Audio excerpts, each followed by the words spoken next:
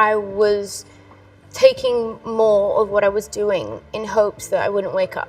Kelly Osbourne has finally spoken out, breaking her silence on her father's final days and revealing the truth behind Ozzy Osbourne's real cause of death. For weeks, the family kept the details close. But now, Kelly is speaking up about the last 72 hours of the rock legend's life. Join us as we take you inside those final days and the hidden truths. The unseen spiral. In the weeks before Ozzy Osbourne's passing, the changes in his health became impossible to ignore.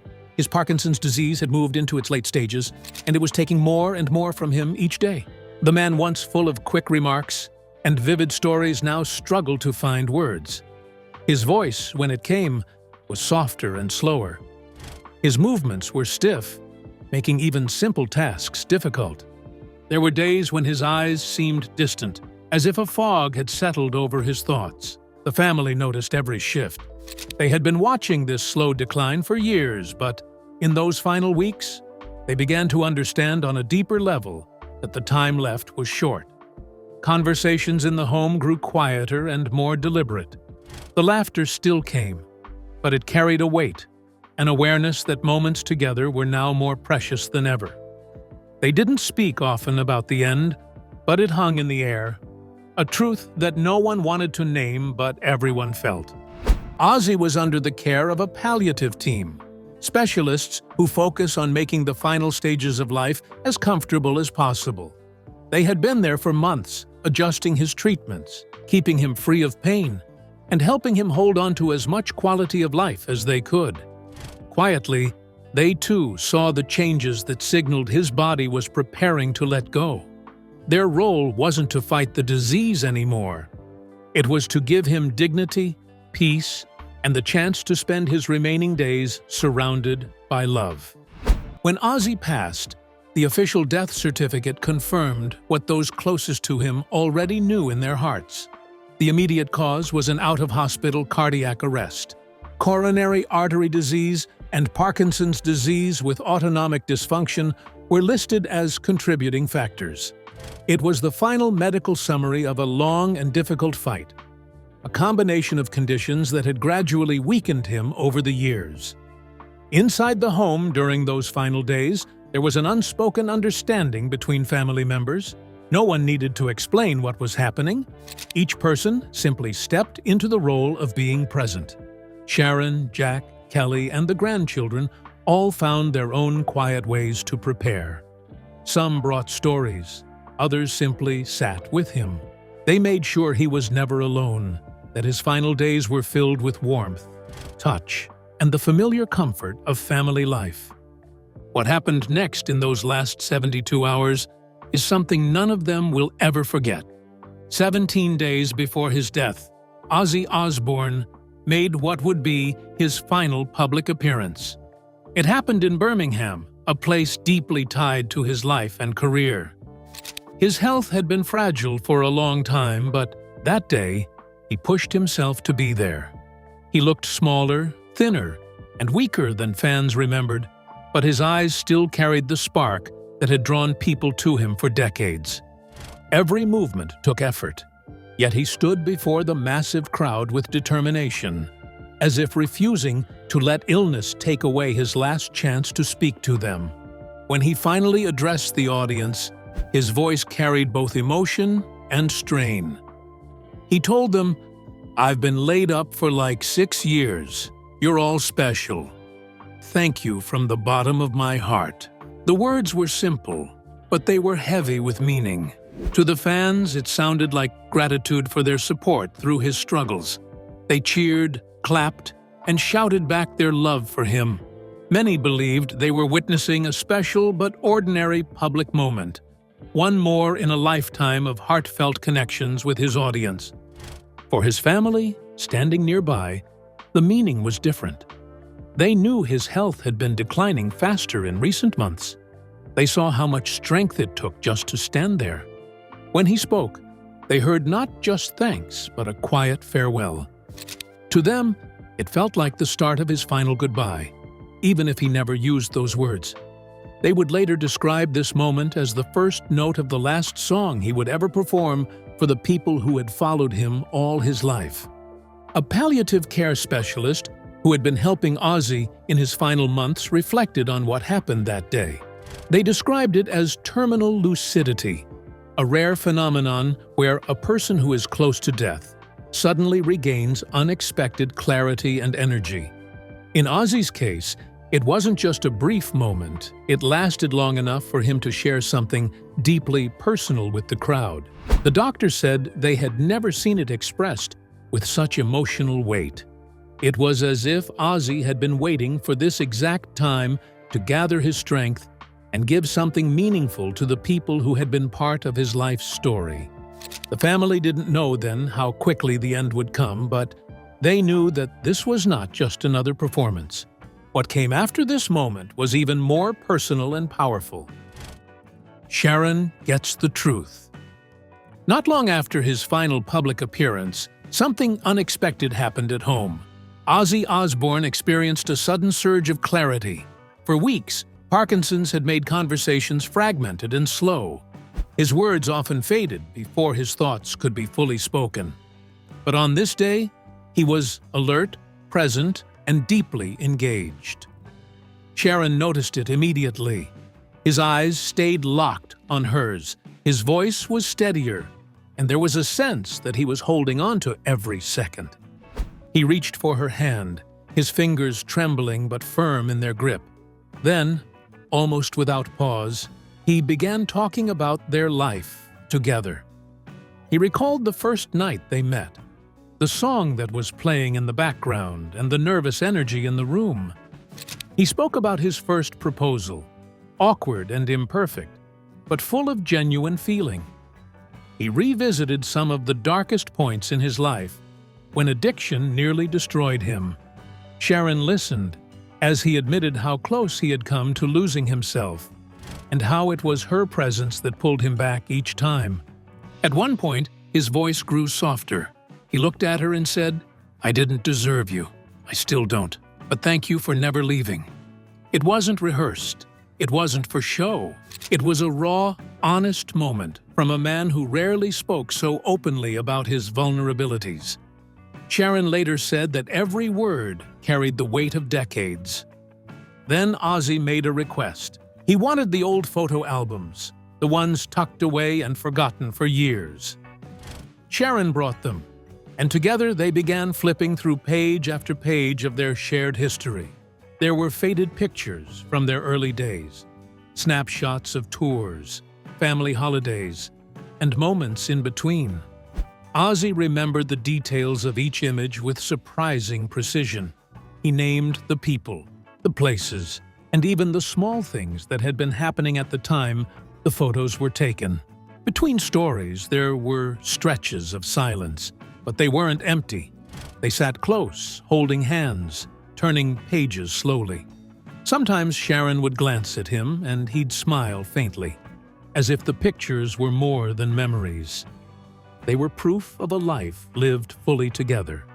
That quiet connection, built over decades, needed no extra words. This renewed closeness was only the beginning of the intimate moments that were yet to come. Calling the kids back. After spending hours reconnecting with Sharon, Ozzy Osbourne made a quiet but urgent request. "Bring the kids home." His tone left no room for delay. Sharon understood exactly what he meant. Jack and Kelly were called immediately, and within hours both arrived at the house. When they walked in, they were taken aback. They had grown used to seeing their father distant, struggling to hold conversations and fighting the effects of Parkinson's. But now, he was alert. His voice was stronger. He was focused and looking them in the eyes. It was as if a part of him that had been gone for months had suddenly returned. That sudden change brought both joy and a deep ache. Jack later described it as a mixed blessing, feeling like they had their dad back, but knowing why it was happening. Kelly felt it too. This wasn't a recovery. This was their father gathering himself for something important, and they sensed that time was short. Once they were settled, Ozzy spoke to each of them with care and purpose. Turning to Jack, he addressed his son's long and difficult journey through addiction. He told him how proud he was that he had fought his way out and how much it meant to see him building a healthy and stable life. Jack listened, knowing how rare it was for his father to express emotions so directly. Then Ozzy looked at Kelly. He told her she had been the light that kept him going through some of his darkest nights. He remembered specific times when her words, her presence, and her persistence had pulled him back from the edge. For Kelly, hearing this from him was overwhelming. She had stood by his side for years, through chaos and recovery, but she had never heard him put that gratitude into words quite like this. Finally, he spoke to them together. His voice grew quieter, and his eyes filled with emotion. "You two are my redemption," he said. It was a simple statement, but it carried the full weight of a lifetime. It was an acknowledgement that, for all his mistakes and struggles, the love and pride he had for his children were what mattered most in the end. Soon, Ozzy's focus would turn to others from his past, who still needed to hear from him. Not long after Jack and Kelly arrived, Ozzy Osbourne's focus shifted. He looked at Jack and said with quiet determination, "Get me a phone, lad." His voice was faint, but the intent behind it was unmistakable. He wanted to speak to people from his past, friends, bandmates, and even those with whom he'd had painful falling outs. It wasn't about farewells, it was about making peace. The first call was to Tony Iommi, his longtime Black Sabbath bandmate. Their history stretched back decades, marked by both groundbreaking music and periods of conflict. But on this call, there was no mention of the difficult times. Instead, Ozzy spoke about how much he had loved creating music with Tony, how proud he was of what they had built together, and how much those years meant to him. Tony responded with warmth, sharing his own gratitude for the journey they had shared. Next was Geezer Butler. With him, Ozzy went straight into memories of their early days, pub gigs, long rehearsals, and nights spent chasing dreams before fame hit. Then came the softer part. Ozzy apologized for the times he had let the madness win. Geezer, his voice breaking, replied, "We were all mad, mate, but we made it matter." The call ended with laughter, not tears, and a feeling that an old bond had been restored. He didn't stop there. He called Zakk Wylde, his guitarist and close friend for many years. Zakk told him through tears, "You saved my life, man." Ozzy replied, "Nah, mate, you were the one who kept me alive." Both knew it was the truth in different ways, and both understood what the other meant without needing to say more. Perhaps the most surprising call was to a former manager. Their falling out had been bitter and public, involving legal disputes and years of silence. Sharon watched closely as Ozzy waited for the person to answer. When they did, Ozzy simply said, "Life's too short, mate. I don't want to leave with this between us." There was a long pause, then tears, and then forgiveness. For his family, it was striking to see him so fully present in each conversation. He was intentional, loving, and clear, as if every word mattered. It felt like he was closing circles that had been left open for too long. The next thing Ozzy asked for was something even more personal: his music. Music was his escape. After the phone calls were done, Ozzy Osbourne had one more request. He wanted music, not a performance, not a group sing-along, just headphones and some time to himself. Sharon carefully placed them over his ears, adjusted the volume, and left him in a quiet room where he could listen without distraction. The playlist was simple, but deeply personal. It began with the Beatles, moved through the Rolling Stones, and of course included Black Sabbath. These were not random picks. Each song carried a history, a memory, or a feeling tied to different chapters of his life. As he listened, moments from the past began to surface. When Paranoid played, Ozzy smiled faintly and told Jack, "You know, I wrote that in 20 minutes just to fill album space, and it became my bloody anthem." Later, when Iron Man came on, He chuckled through cracked lips and recalled the moment Tony Iommi first played the riff. "It came to me like thunder," he said. "Tony played it, and I saw fire." These memories weren't just about music. They were about creation, friendship, and the moments when he felt most alive. Kelly joined him for part of the listening. At one point, he leaned toward her and spoke in a voice both soft and certain. "Music wasn't just what I did. It's what held me together when everything else fell apart." It was a rare confession that went beyond his career. For Ozzy, music had been a lifeline through struggles with addiction, health crises, and personal losses. It wasn't just work, it was survival. He stayed in that quiet room for hours, letting the songs wash over him. The machines, the low hum of hospital equipment, and the muffled footsteps in the hall all faded away as each track played. In that space, it was just Ozzy, the music, and the memories it carried. When the playlist ended, he seemed lighter, calmer. There was a faint smile that lingered even after the headphones came off. The family could see the comfort it had given him, how, even in his final days, music was still the safest place he could go. The next thing he wanted was to be taken outside, into the fresh air and the garden he loved. After hours of listening to music, Ozzy Osbourne had another request. This time, he wanted to go outside. He didn't ask for a crowd or conversation, just to be in the open air. Sharon gently helped him into a wheelchair and guided him toward the garden. It was late in the afternoon, the sunlight soft and pale, and the air carried the quiet calm of a day nearing its end. Once they reached a spot he liked, Sharon stopped, and they sat together in silence for a while. Ozzy looked around slowly, taking in the plants, the uneven edges of the grass, and the sounds of birds in the distance. Then, without looking at her, he spoke. "Promise me, don't change this. Let this place stay wild. Let it keep singing." It was clear he wanted the garden to remain as it was, a living, breathing part of the home, untouched and natural. Sharon nodded, understanding that he was speaking about more than plants. This was a piece of his world he wanted to protect, even after he was gone. As the minutes passed, their conversation shifted. They began talking about what might come after death. Ozzy's voice was steady, without fear or hesitation. He didn't speak about pain or loss. Instead, he talked about a quiet certainty he felt, as though he knew there was something beyond this life.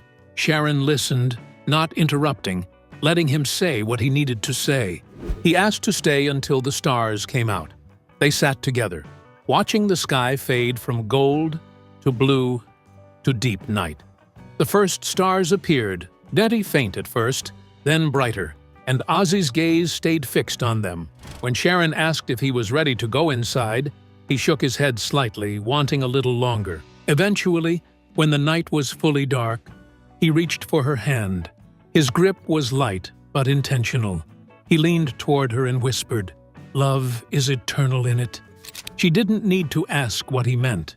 She knew. It was his way of telling her that what they shared would not end, even when he was gone. When they finally went back inside, the peace from that garden moment stayed with them both, closing every loop.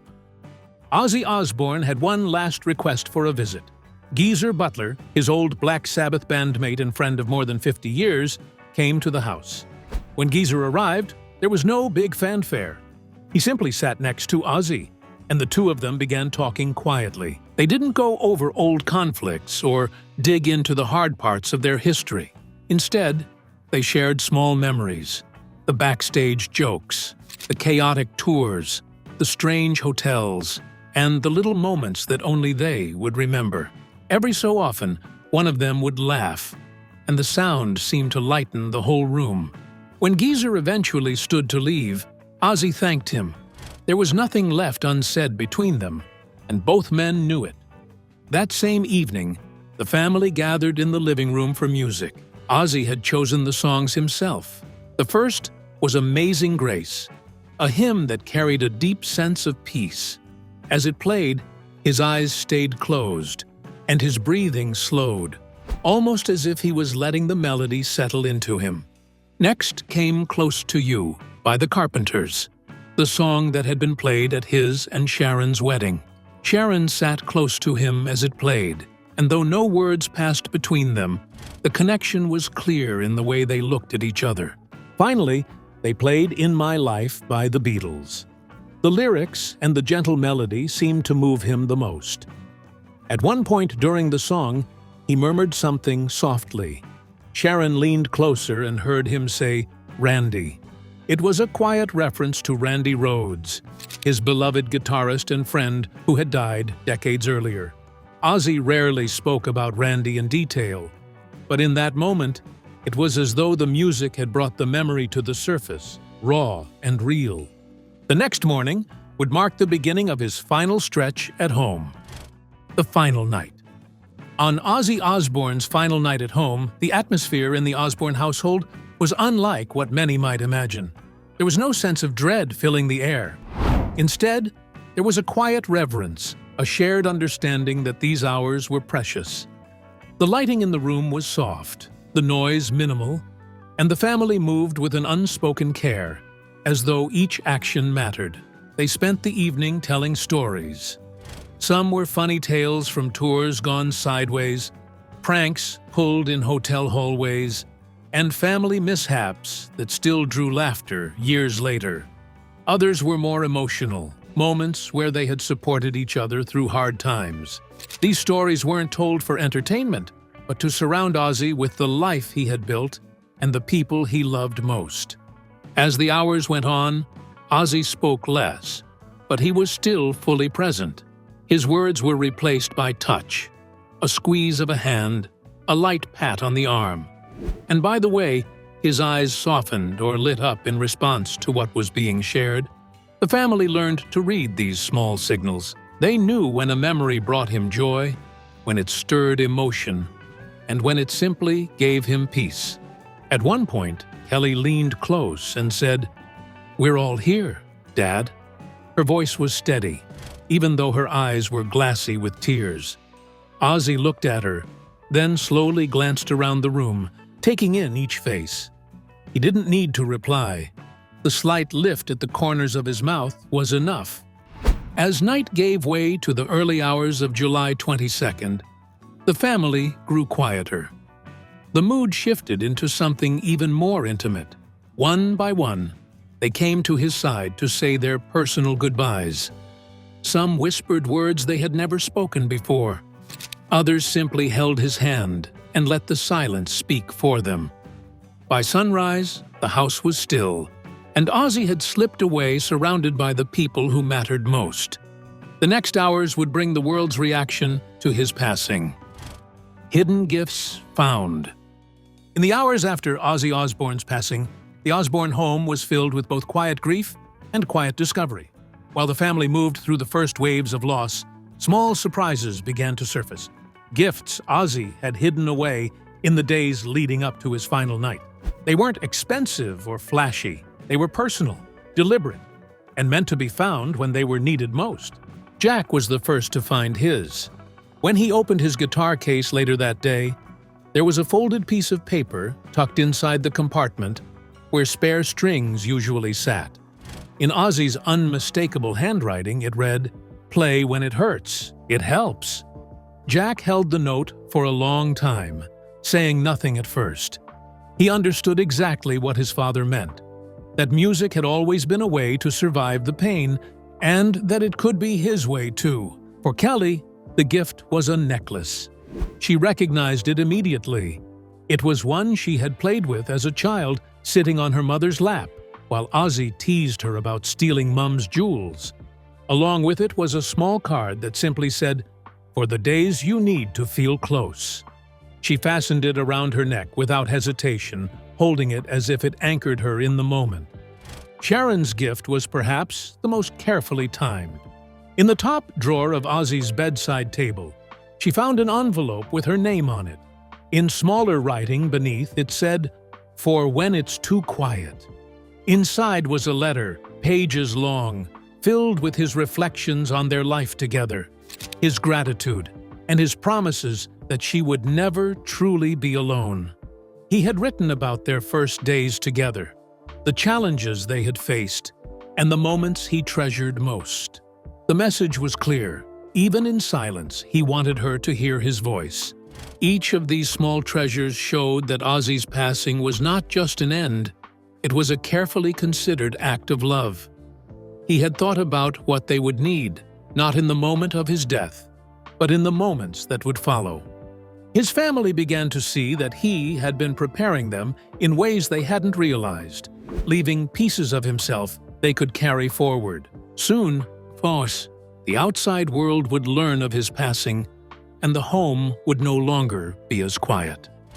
Kelly breaks her silence. In the days immediately following Ozzy Osbourne's passing, Kelly Osbourne remained publicly silent. While tributes from fans, friends, and fellow musicians poured in almost instantly, she stayed quiet, choosing to grieve privately with her family. Those who knew her understood why. Her bond with her father had always been more than the typical parent-child relationship. She wanted her first words to the world to be thoughtful, personal, and true to who he was. When she finally spoke, it wasn't with a long statement or a detailed memory. Instead, Kelly posted a single line on her social media accounts. "I feel unhappy. I am so sad. I lost the best friend I ever had." These were not her own words, but lyrics from Changes, the 2003 duet she recorded with her father.